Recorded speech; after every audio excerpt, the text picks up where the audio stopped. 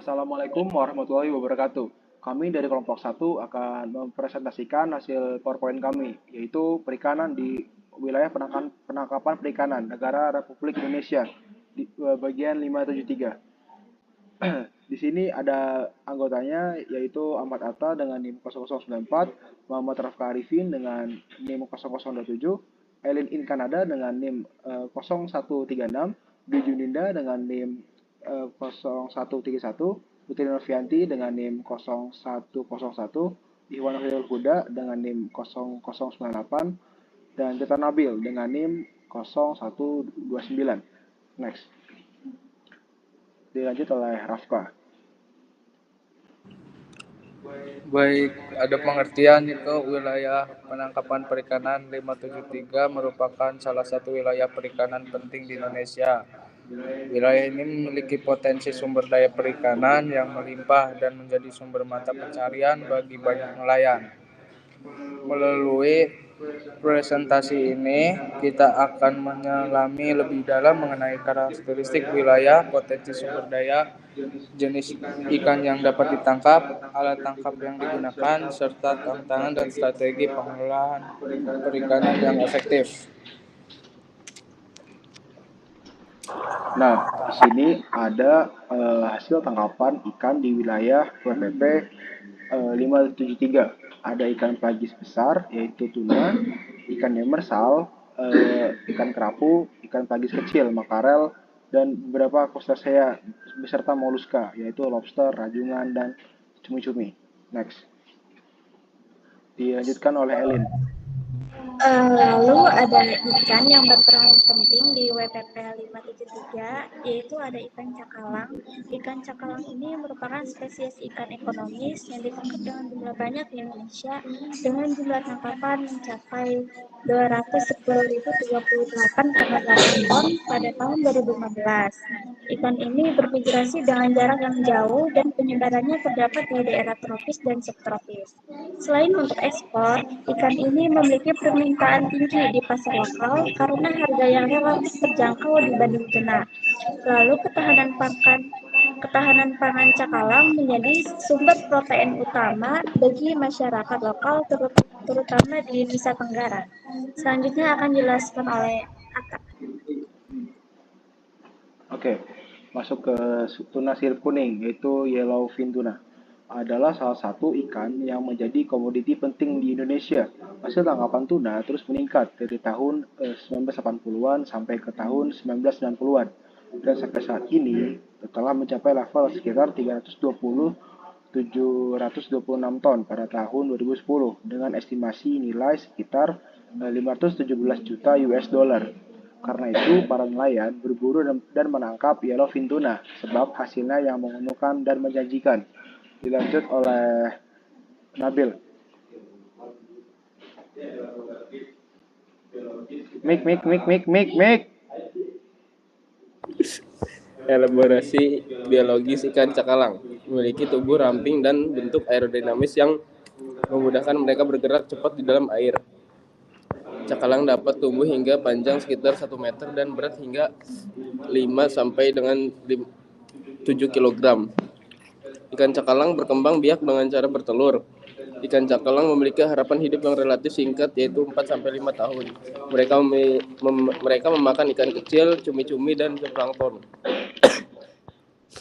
Ekologisnya ikan cakalang skipjack tuna hidup di laut tropis dan subtropis di Samudra Hindia, Pasifik, dan Atlantik.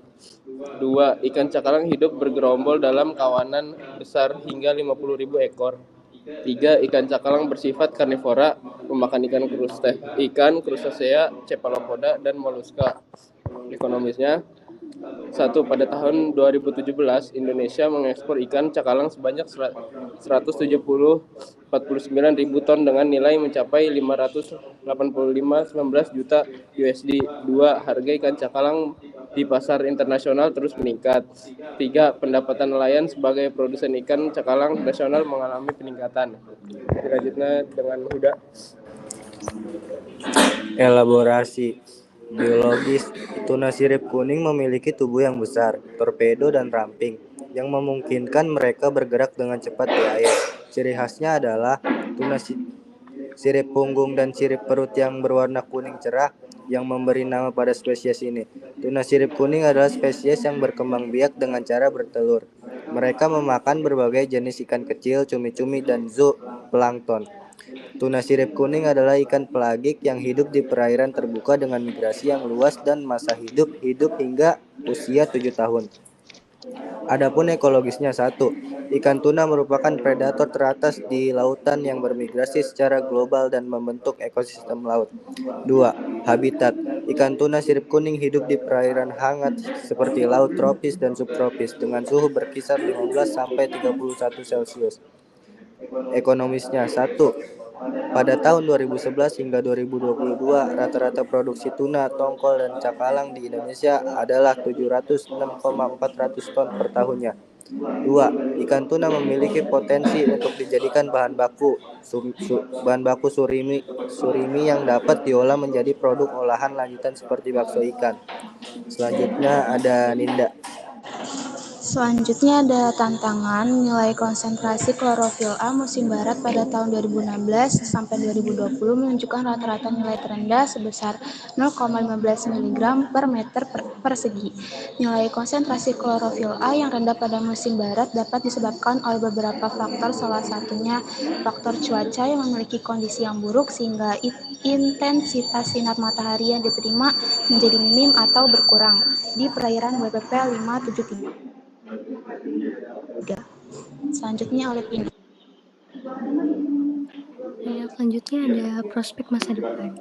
WPPNRI 573 juga memiliki karakteristik oseanografi yang unik dan menarik. Faktor oseanografi tersebut membuat WPPNRI 573 berpotensi menjadi lingkungan yang menarik bagi habitat ikan-ikan ekonomis penting, seperti cakalang, tuna mata besar, tuna albacora, mandidihang, tongkol, tenggiri, dan lemuru. Selain itu, WPPNRI 573 juga sangat berpotensi untuk dikembangkan sebagai laboratorium digitalin situ bagi aplikasi-aplikasi yang mengintegrasikan model numerik, data satelit, data in situ, serta data hasil tangkapan, sebagai sebuah tools bagi integrasi yang mampu memprediksi dinamika, kesuburan perairan, dan letak daerah penangkapan ikan dengan tingkat akurasi yang tinggi dan dalam skala harian. Baik, mungkin cukup sekian presentasi dari kelompok 1 ideologi. Berikut adalah daftar pustaka yang kita dapat selama mencari di Google Scholar. Kami dari kelompok 1 pamit undur diri. Wassalamualaikum warahmatullahi wabarakatuh.